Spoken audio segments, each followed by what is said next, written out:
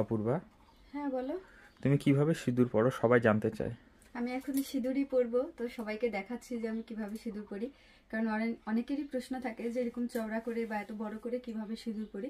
তা আজকে দেখাবো। তো প্রথমেই হচ্ছে আমি চুলটা বেঁধে নেব, ঠিক আছে। সিঁদুর পরার প্রথম কাজ হচ্ছে চুলটা বেঁধে নেওয়া। আর অনেকে বলে ভিজা চুলে পরা যায় না, আসলে ওইরকম কোনো নিয়ম নেই। চুলটা বেঁধে নিয়ে পরলেই হবে, কারণ আমরা অনেক সময় অনেক কাজের ব্যস্ততার মধ্যে যেতে হয়, তো সাথে সাথে তো এইভাবে পরা হয় না, তাই না। তো প্রথমেই হচ্ছে আমি এইভাবে সিঁদুরটা খুলে নিই। এটা হচ্ছে আমার বিয়ের সময়কার কোটা, এটা থেকে 1 বছর করতে হবে। তো আমি এই আঙুলে সিঁদুরটা ধারণ করি, করে আমি এইভাবে সিঁথিতে পরি, ঠিক আছে।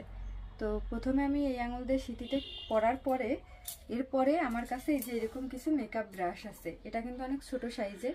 তো এই যে ছোট সাইজের যে মেকআপ ব্রাশটা আছে, আমি কিন্তু সেই মেকআপ ব্রাশটা দিয়ে সিঁদুর এইভাবে নিই। এটা শুধুমাত্র সিঁদুর নেওয়ার জন্য ব্যবহার করি। তো তারপরে যখন আমি এইভাবে চওড়া করে ভিতর দিয়ে নিই, তখন কিন্তু এই যে দেখো সিঁথিটা কিন্তু ভরে যাচ্ছে, ঠিক আছে। তো এইভাবে আমি আস্তে আস্তে করে দিই। তো পুরো সিঁথিটা পর্যন্ত একদম 4-5টা মানে দিলে একবারে এরকম চওড়া হয়ে যায়, ঠিক আছে। পোজ করো। হরে কৃষ্ণ। তো এই যে আমার সিঁদুর পরা রেডি, সিঁথিটা কাছ থেকে দেখাই দাও।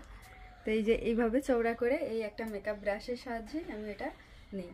তা আপনারা চাইলে এইভাবে নিতে পারবেন। আর সবসময় চেষ্টা করবেন মাঝখানে সিঁথি রাখার, সিঁথি না ঢাকার।